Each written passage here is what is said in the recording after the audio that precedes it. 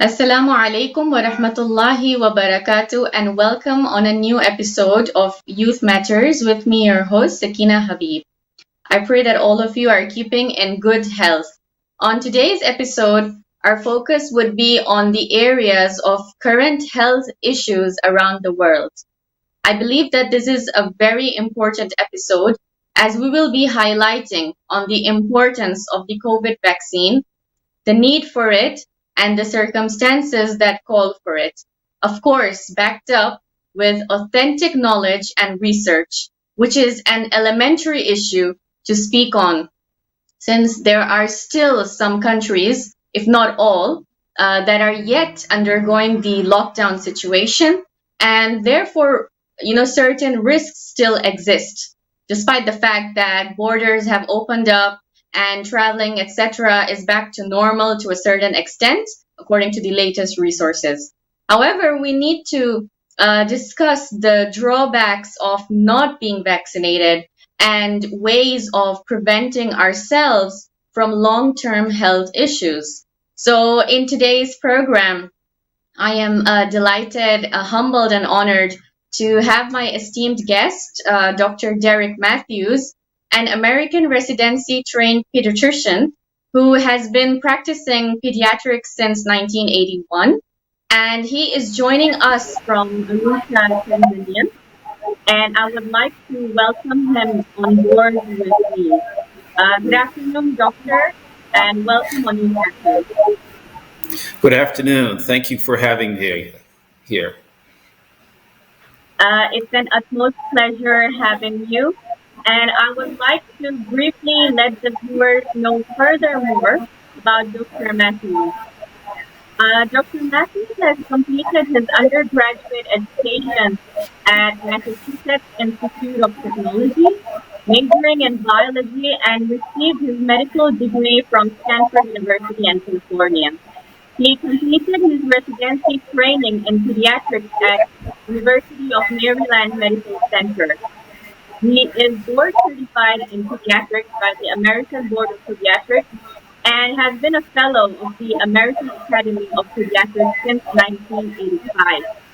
He is also a longtime member of the Medical Association for African American Doctors in America. And in the past, he has also lived in the United States, Cameroon, West Africa, and France. Currently, he is the lead pediatrician of the pediatric services at Arusha Lutheran Medical Center, alongside with having a particular interest in special needs children. Now, as we will proceed, we will also be showing you statistics and slideshows that will further illuminate our conversation for today. Let's begin, and I would like to ask Dr. Matthews if he could share a little more about his home away from home to us. Well, my home, I call it my home away from home because I sometimes spend more time there than I do at my home, except to sleep. And even then, sometimes. So that's Arusha Lutheran Medical Center in Arusha, Tanzania. And it is, we opened the hospital back in 2008 after several years of planning. It is a full service hospital for all of the primary care specialties, including pediatrics and internal medicine, obstetric gynecology, general surgery. We also have super specialists such as neurosurgery, orthopedic surgery. We have a neonatal intensive care unit. I should mention, by the way, I took that picture. I was walking along one day and I happened to see the rainbow, so I took it. But Wow. we started the hospital with the aim of providing these kind of both primary care and specialty care to the residents of Arusha, Tanzania, in areas that it may not have existed before. And we try to do it at affordable rates, although sometimes that's a little bit difficult. But we get help from overseas in order for us to be able to provide these services. So that was the goal of the hospital, to make it available to the residents, and rather than having to go outside of town. Okay. Now, Doctor, thank you for that brief introduction. And I am sure that the audience would be having several questions on the topic of vaccines right now as we speak. So, could you brief us on the interim statement on the current situation of COVID-19 vaccination for children and adults and the need for it? Okay. This is a very, as you already know, a very hot topic, and Yeah. um, what we can say right now is that the vaccine is available in Tanzania, although it's in short supply, but they are bringing more in all the time. It is a vaccine that is quite effective when utilized properly. It helps to reduce the risk of getting infected with COVID. It reduces the risk of hospitalization due to COVID. It reduces the risk of being put in an ICU, in other words, being very sick if you're vaccinated, and it reduces the risk of death due to COVID. Notice I said decreases or reduces because it doesn't eliminate it completely. We have to be honest, but it reduces the risk by up to 85 to 90% in various people groups. And I should mention that the only barrier that you would think would be to getting it, other than lack of availability, is the cost, but it is free. In terms of vaccinating children, the studies are going on right now overseas, not here in my country, Tanzania, but it appears to be safe in children between 12 and 17. In fact, it looks like in adolescents, the vaccine actually works better in them than in older people like me. They are also now in the United States vaccinating children between age of 5 and 12. Of course, Okay. the question about all this is what's fairer, the countries such as my home country vaccinating children, or should we spread the vaccine in other places such as Tanzania, which is really short? And as you already know, that's a very controversial issue that we can't go into detail. But it's hoped that someday everybody will have access to the vaccine and everybody will be willing to take the vaccine. Thank you for sharing that and on the talking about the importance of taking the vaccine, especially when it comes to children. Since you even mentioned the ages. Now let's talk about furthermore about today's problems related to health issues in terms of obesity. What do the statistics say, and if we can narrow it down to women and children as well? Okay, so the fact of the matter is that especially in the countries that are fairly well off, the rate of obesity has doubled and in certain areas has tripled since 1970. And that's not a very long period of time. And it's growing, unfortunately. We just discussed COVID, and that actually had an impact on it also. In fact, the problem is that we became more sedentary when we stayed inside and didn't get outside to exercise and so forth. So it's becoming a growing problem, and it has a major impact on general health because when people are obese, they are increased risk for cardiovascular disease, diabetes, and other problems. I'm going to take the baton from your last interviewer who talked about PCOS. Yeah. We know that one of the risks in PCOS is the problem with obesity, and they found that just reducing the obesity in these women enabled them to become healthier and increase their ability to have children and become fertile. So we know that obesity has an impact on all sorts of areas that even people don't think about. We know about cardiovascular and so forth, but the problem with obesity is that it is a growing problem throughout the world. If you see on the map there, this is generally for everybody. The darker the color, in other words, the browner, redder colors, are those areas which are highest in obesity. And needless to say, my home country, United States, is pretty much at the top. It's usually, depending on what survey you take, it's either number 1 or number 2. But you'll also see that in Northern Africa and in the Middle East, there are a large number of countries which also have a very high obesity rate.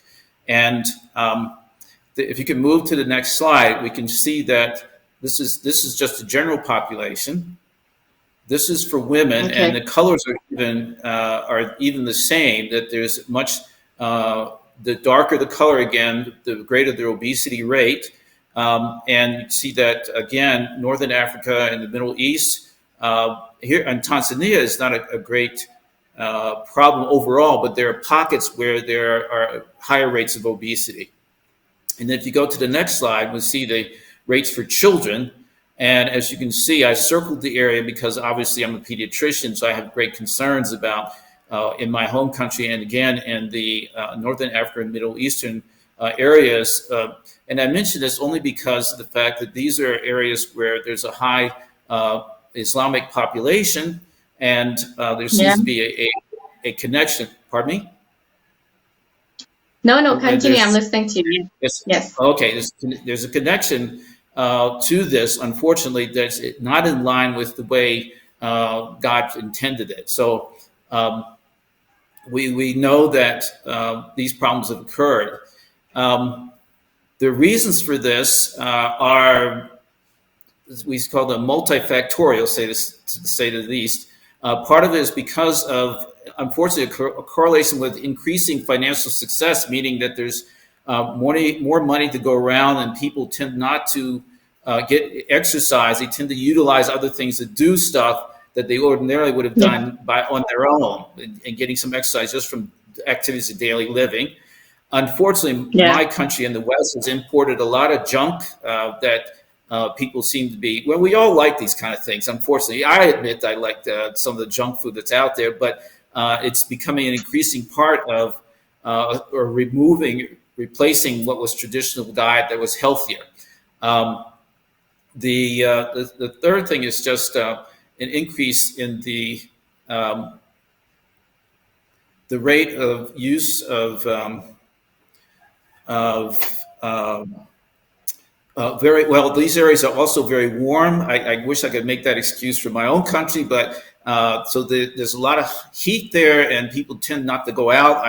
My wife was in Niger about 3 weeks ago, and they were in a very hot area, and people just did not go out. They stayed inside just about all day, and so that tends to decrease the amount of ability to get outside, to exercise, to play sports, and so forth. And then the fourth is that we are more attuned to, just like we're doing right now, unfortunately, sitting around playing with our electronic gear, as we can see from the two kids at the top. Playing with cell phones and computers and pads does not enable us to get out and get active. So. Okay, so that explains why we're having this growing financial stress, as well as you mentioned, because of the use of electronics and a lot of other health factors. I think this sort of increased when COVID hit us and was at its peak. Like, people didn't know what to do, like sitting at home, during the lockdowns. And I think that was one of the factors that really affected people. Now, if we were to talk about sports, sports has always been considered to be, a great pivotal role in maintaining ourselves physically and mentally to keep healthy. If we look at it from an Islamic perspective as well, according to Prophet Muhammad sallallahu alaihi wasallam, what points can we learn, and what can you share with us? Well, we can say that he, first of all, had a great emphasis on what God had given to us, that the body was a gift given to us to take care of, just like the world was. And he basically said that that the bodies that we were given had a right to be taken care of. In other words, it wasn't that just our duty, but it was the right of the body to be taken care of. That is what he said. He also felt that it was important for all to play sports, for Muslims to play sports, to have fun, to have entertainment. So it was important to take care of the body, but also to take care of the mind and the spirit. So having fun is something that we do to lift up our spirits. And I'm not going to say everything that he said, but he also felt that running and jogging was important, that these were things that could be things to keep us in shape. It also, and he was quite right in saying that it can cure, but also, because I'm a primary care doctor, I'll say cure and prevent many illnesses. So we don't want to just try to cure what happened, but we want to keep people from getting sick. So he considered that very important.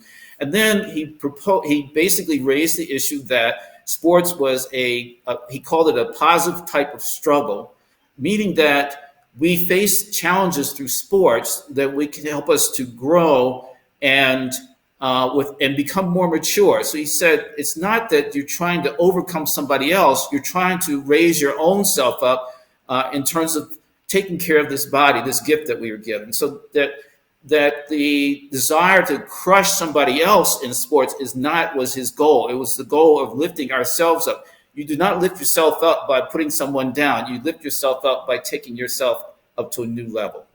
And that's essentially what he was trying to teach, among other things, obviously. Thank you, Doctor, for connecting it so well to an Islamic perspective as well, because it's really beneficial to everybody to understand the importance of sports from an academic perspective, from a medical background, as well as from an Islamic perspective. That really connects things and makes a lot of sense. So my question to you would be that, is it just about exercise, or are there even other factors too that come into play? Well, we know that everybody knows that exercise is good for the body, but it's not the only thing that we do to take care of ourselves. We have several aspects that we have to look at. One is getting enough sleep. And so we have the picture of the child in the corner is asleep. Again, this is one of the impacts of having more electronics. People want to stay up to look at television. I'll just tell you how old I am. When I was a kid, we only had television from about 8 o'clock in the morning to about 10 o'clock at night. And then there was no other television. But now it's 24 hours, 500 channels. If you're not want to see that, you can watch your television, your computer. You can play with your cell phone. You can do that all night if you wanted to. So lack of sleep does have an impact on our health. The second is eating properly. And your young lady from last week, again, I was cheering her on because she kept on talking about how important it was to eat proper foods. We know that the proper preparation of food in Islam is halal, and that is to raise your food the proper way and to prepare it in the proper way. And while there haven't been clear studies about how to prepare the food compared the way of halal versus not, basic logic shows that the eliminating things that have high fat, high cholesterol foods and eating the proper foods such as fruits and vegetables and properly prepared meats will help your health. So we know that. So eating properly is correct. And then hygiene and cleanliness, bathing on a regular basis, hand washing. Some of this has become acute because of the onset of COVID, but wearing your proper clothes, taking care of your hair, and also at the picture of the young lady she's in the dentist's office, meaning taking care of your teeth and brushing your teeth. All those kind of cares are also very important. And then the fourth thing is stress management. Worshiping the Creator is very important. Prayer and worship, enjoying life and recognizing what has been given to us rather than stressing what we don't have that we want. We know that we are all blessed every single day. And then maintaining relationship with others, either in your area of worship, within your family, within your extended family, and having friends. That is also good for your health, both spiritually, mentally, and physically. But we don't think about these things. So many things now, especially I just say this in my country, we feel like we're just an island on ourselves and we're going to conquer the world. And that's not the way God intended for us to live. We are here as a community. So. Indeed. I loved how you said it. You've put it out really nicely that we are here as a community, and that the only way we can achieve those goals is when we work as a team. If we do things together and work on it, it really makes a big difference. I loved even the basic points that you shared with us about hygiene. I mean, how many people really take that seriously? So I think you really And teach summarized their it very kids. well. Thank you, Doctor. I said, and teach their Yes, kids. yes.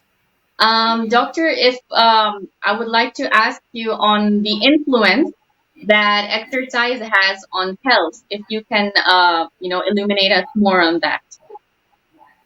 Okay, so when we exercise, we're basically trying to get our bodies to do things in a better way, a more efficient way, and to keep them active. We mentioned that that's part of what keeps us healthy in terms of our physical and mental and spiritual levels.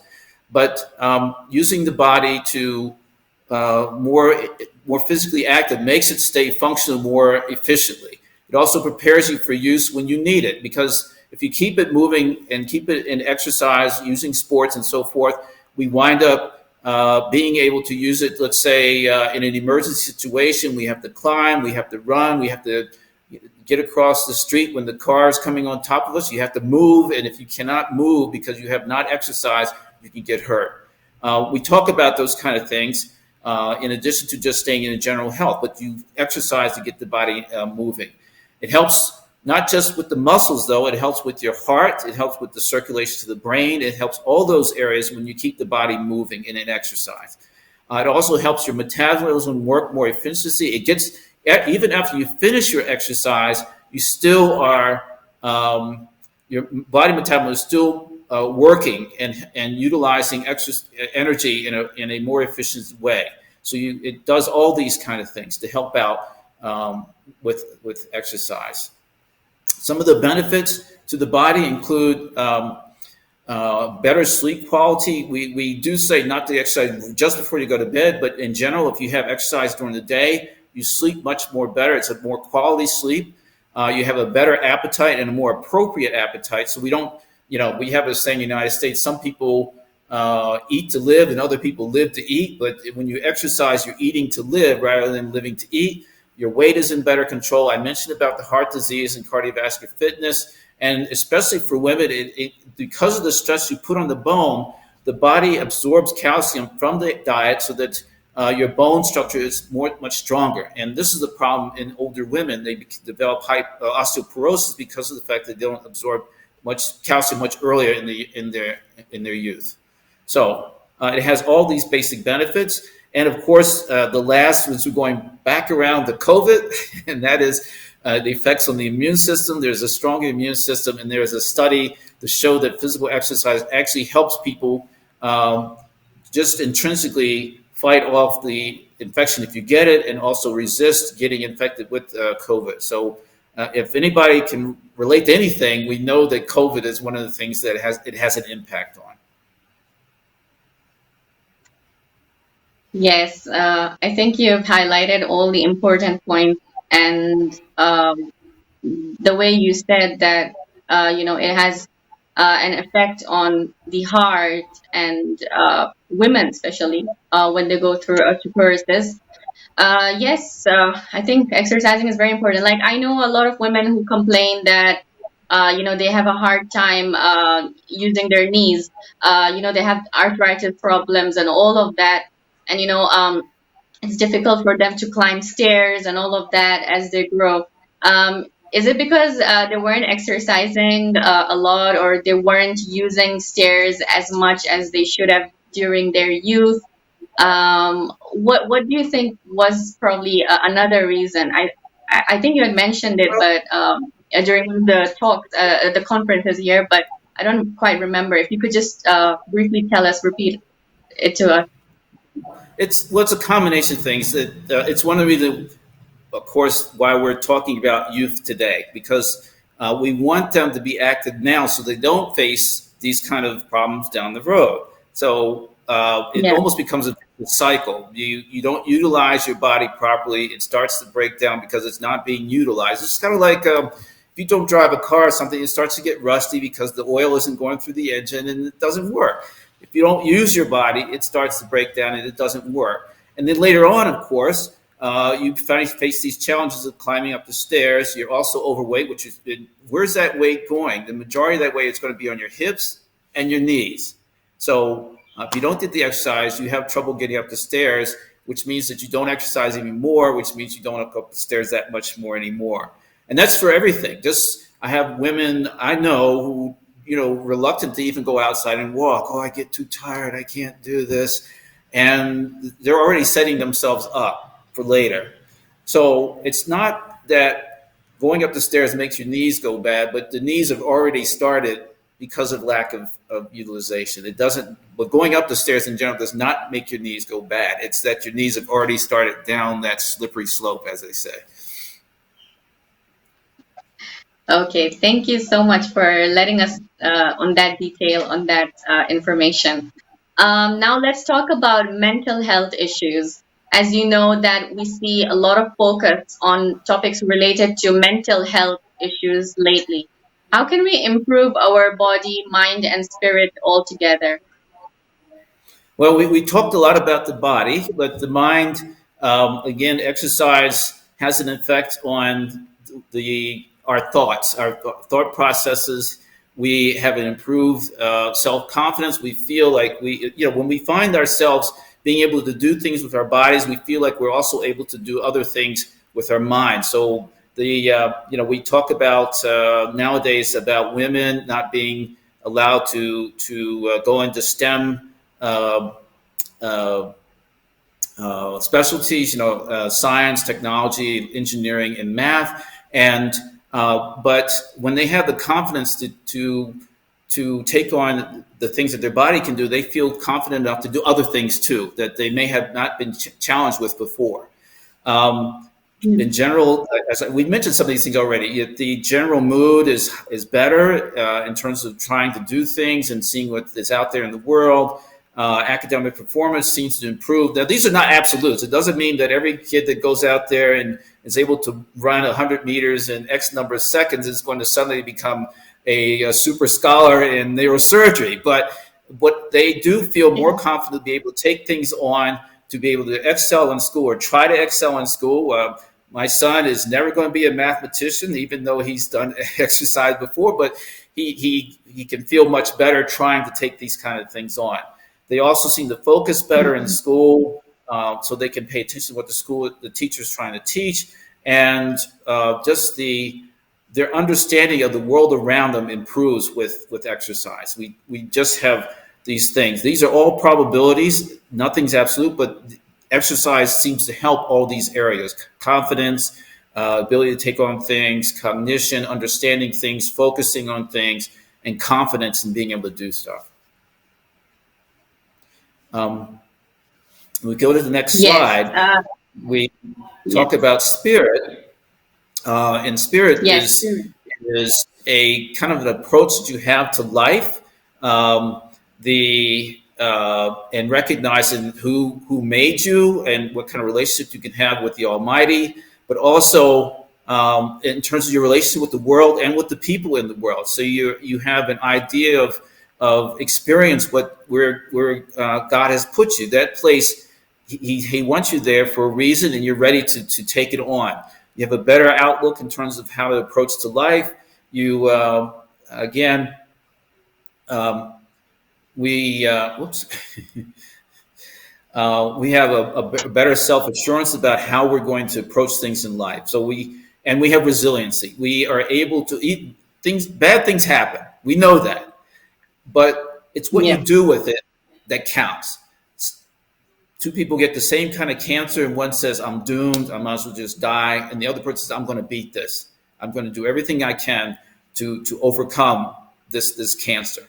And that's something that exercise and sports can help with. They know they've overcome other things. Maybe when they started out, they could only walk 200 meters without getting tired. And then suddenly they made it to a whole kilometer, and then they started running and so forth. I can do this. I'm going to overcome this calamity that's happened to me because I've overcome other things. So this is something that exercise and sports helps with. And then just the last Thank thing is you. we know that there's an increase of depression. Sorry, go ahead. No, sorry, I was just saying thank you for sharing that. And I think there's another slide that needs to be shared. You were saying? Oh, I think I've gone through it already. Just about mind, body, Okay, and then as you mentioned, spirit. And that was the aspects of the spirit. Just our aspect fine. of how Okay, we approach the world. Okay. So now, if we were to proceed, we would like to talk about some of the types of factors that influence our physical activity. What would you say on that? We're going to go through some of these factors very quickly because they're things that some of the things we can't do a lot about. And I'm going to put an emphasis on one, but some of the things that influence physical activity is media, what we see around us, whether it's billboards, whether it's what we see on TV, or even we see advertising even on the ads on the internet. Those things can influence in terms of what we want to do, what we hear about in the news. Sometimes, for instance, in my country, the football started gaining a lot of influence because of the fact that we were in the World Cup, I think, a few 20 years ago, and we won. And everybody said, "Oh, the United States did it." And then suddenly everybody started playing football. Advertising obviously has a big thing. Our peers, if somebody's playing basketball and they having fun, then they might invite somebody else to come along. What they offer in the school, sometimes it has to do with money because some sports require more money than others. How we feel about our bodies and what society is saying certain genders can do versus other genders can do. But the thing that we can have an influence on is the family. The family, children are raised by their parents. If all they see is their parents just kind of sitting around and watching TV all day and playing with their cell phones, then they're going to start imitating that stuff. But if they have a family that's outside exercising, the parents will play with the children when they're younger, and then as the kids get older, they're willing to still continue on, and maybe they get interested in one thing or another. Here's one of the pictures shows a family outside walking. Oh, just a family walking together, and then the other picture is this is a dad. He actually lives in the same compound with me. Not yet. Yeah, in the compound. That's his daughter, and she runs with him. He runs, and the two of them are actually getting each other going. So he runs, she runs, she runs, he runs. So the two of them are out there together as father and daughter. And she's starting early. Yeah. She's not going to be, hopefully, not one of those ladies that complains about walking up the stairs because of her knees, because she's out exercising already. She's using her body. Here where I live, we see parents helping their kids learn how to ride their bikes. They're riding together. Those are the things that families can do. Families outside walking together, those things. So, Doctor, I had seen that you had introduced a really nice kids activity pyramid. If we could have that on the screen, and if you can, talk us a little on that. Yes. The kids activity pyramid, there's several versions of it, but they're all basically do the same general things. The top of the pyramid are things that we should do very rarely, and we've already mentioned some of these things, watching television, video. There's not very much exercise in that. And then as you go further down the pyramid, it mentions things that involve more exercise and you should be doing more often. So some of the things at the second part are things that you can do, but maybe not be able to do it that often. But the third part are things we can do by ourselves very often. Riding the bike, playing ball with somebody, football. We call it soccer in the United States. Running and jumping and hopping. These are all things you can do very often and you don't need a lot of equipment for.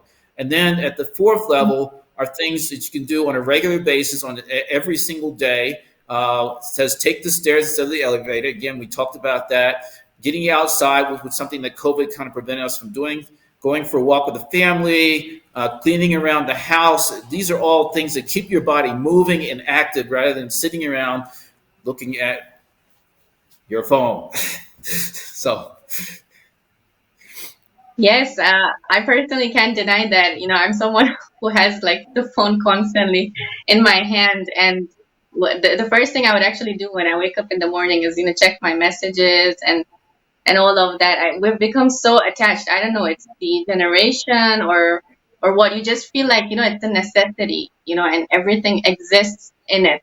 And if you, God forbid, lose it, you feel like you've lost your life because you've got everything in it. Yeah. Well, I Okay. found that I understand exactly what you're saying, and I used to be like that, and with the computer too. But I finally made a decision one day to, and I've seen this in print also, to wait at least a half an hour before I turn anything electronic on. I don't always succeed at it. I'm not going to lie to you, but I made a conscious decision that whatever's on there is going to wait a half an hour long. And I found that the world has not stopped. I'm still keeping in touch with everybody, and the phone. You put it on partly because you're thinking you're losing. I have lost the phone. I'll admit that, but not because I didn't turn it on.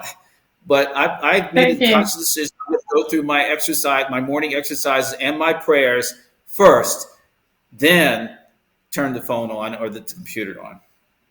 That's honest. That's that's really amazing. Like, I wish many people could do that, to like, understand the importance of, like, categorizing and prioritizing things. That, first, as you said, prayer, just putting it off for some time so that you can, give attention to other important things that are your priority, and then, coming back to it. I think we should set up that routine, especially the youths out there. I think they would probably agree with me on this. If, we could do that, then I think things would be much better. Yeah, definitely. Thank you Yeah, for and as sharing your parents, we have personal to experience. show our kids that what I think we'll have better success for our kids if they see us doing that. So yeah. Yeah, yeah, I agree. Okay, let's talk about some of the categories of physical activity that are there. Um, I think there is a slide that talks about that. So if you can take a look. Yes. Okay, so aerobic activities basically are things that kind of use the large muscles and the body together working as a team. So things like running and swimming and hiking and biking, that kind of works out the whole body, the heart and the muscles of the body, both the small and the large muscles, and so it helps the body to utilize oxygen on a more efficient basis. Then there are the muscle strengthening activities. So you actually are focusing on one muscle group or another. So climbing the stairs works on the legs, lifting weights, push-ups, sit-ups. These are all things that focus on one part of the body and put more energy or more effort to that particular muscle group. So it's specific for that. And then bone strengthening exercises help to, again, we talked about for women, osteoporosis later on with poor calcium building in the bones. And with bone strengthening exercises, running and jumping, again, some of these overlap. Needless to say, you can see that there's some overlap between one thing and the other. Help to build up stronger bones and the muscles that attach to these bones, so the body works better and is stronger and more resistant to injury also. So all those things help work together. So you can't totally separate all these things one from the other, but they all work together to help the body to function the way God intended. So. Thank you. Also, what are some major benefits of sports? Could you list out some sport activities, games, and play? Yes. One of the first things we should say is and I didn't put it on the slide, but sports is more fun for kids. So it makes them more likely to go out and exercise. If you kind of, there are people who are dedicated and out there. They can run all by themselves. They talk about the runner's high, but a lot of us want to be around other people.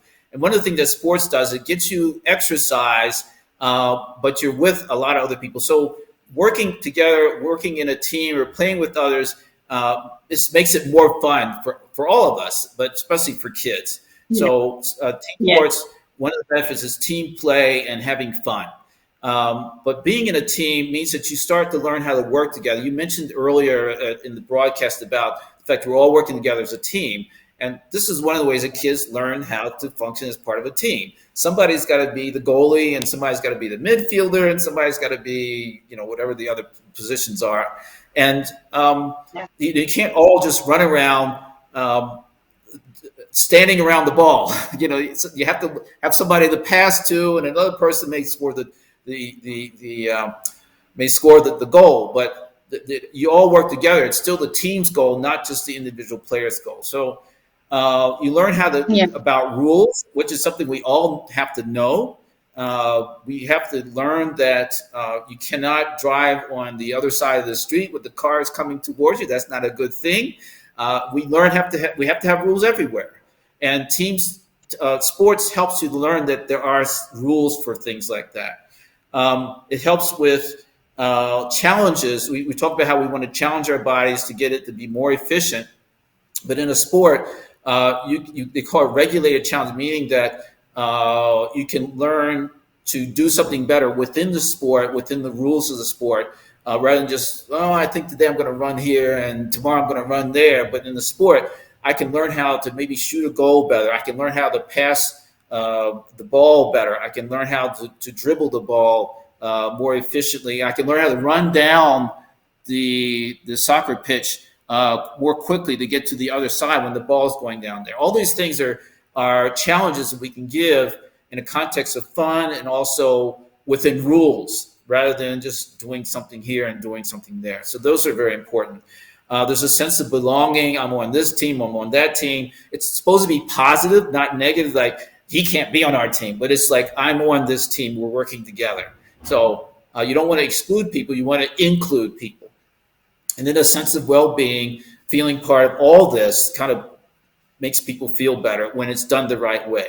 It's one of the problems I had to teach my grandson, excuse me, not my son, because he was under the impression that he was the lead goal scorer, and therefore it's all about him. And we said, no, it's about the team, and you want to lift everybody else up. You work together, not to make other people look bad, but to help everybody look good. So it's something that we all learn. We are supposed to learn from sports. Yeah. I think I really agree with some of the points that you mentioned. Also, that it teaches one to be disciplined, in order to not rush into things, not to lose patience, and all of that. There's really a lot that, sports really has. I'm just asking something personal, but what is your favorite sport? What do you like to play?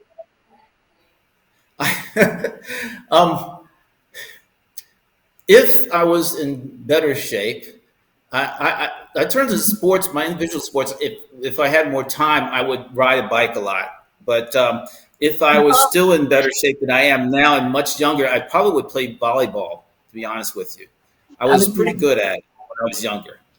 So, but all that Okay, jumping that's in that's was beyond me.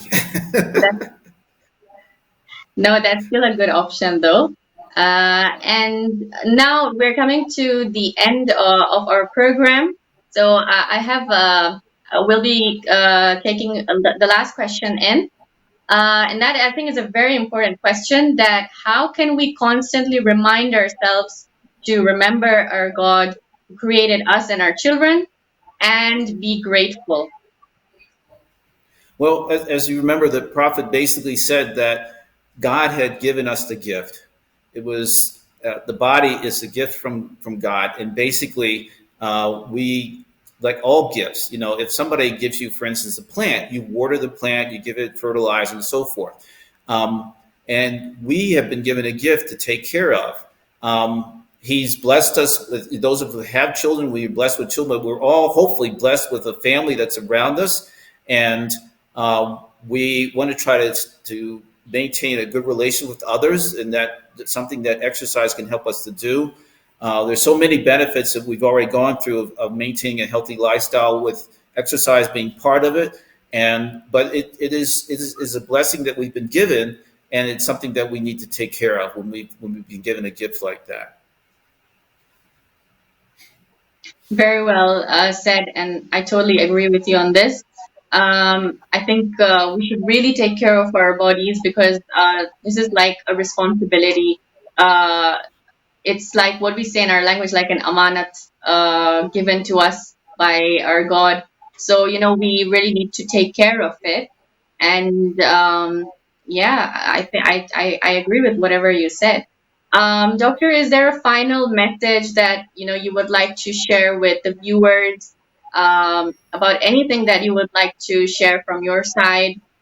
or related to health or from a medicinal background? I think just to stay within the topic, that people may be thinking, oh, well, what can I do?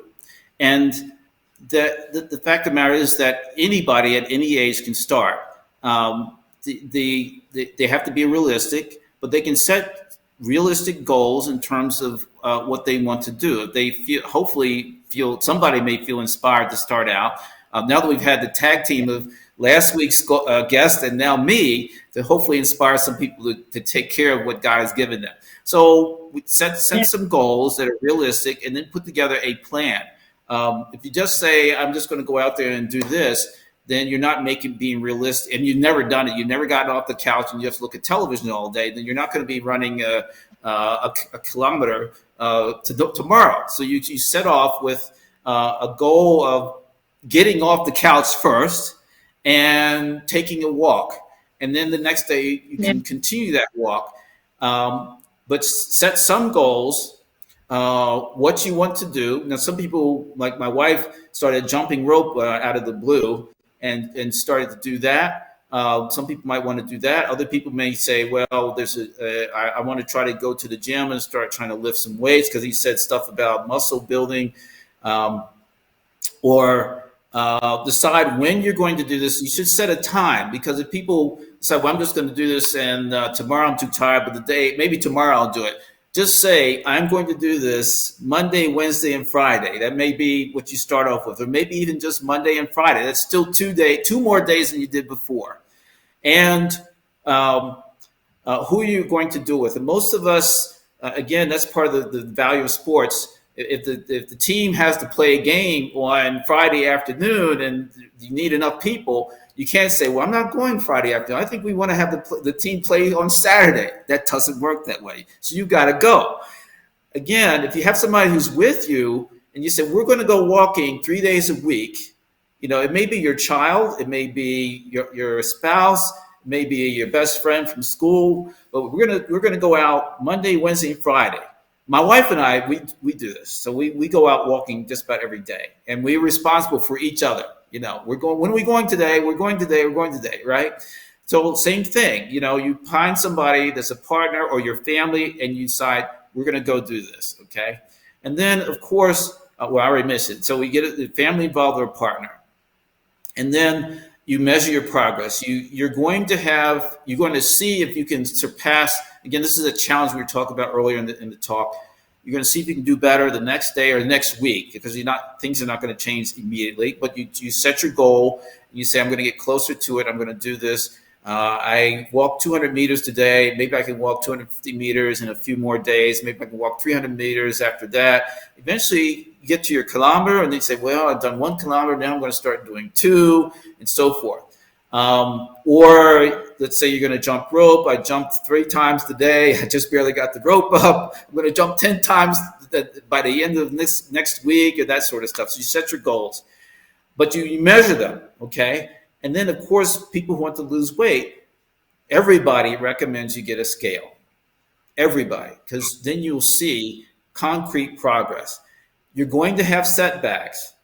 There are going to be days where you go to somebody's birthday party and they've got your favorite chocolate cake there, and you're going to eat it, and maybe you're going to gain a half a kilo after going and eat the cake and all that sort of stuff.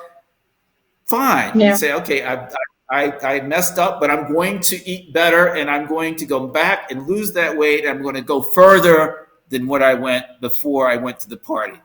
And that's okay. You're going to see some setbacks, but you're going to overcome. And that's part of that resilience that you're going to develop. You're going to have some setback, but you're going to say, I'm not going to let this stop me from getting to where I have to go.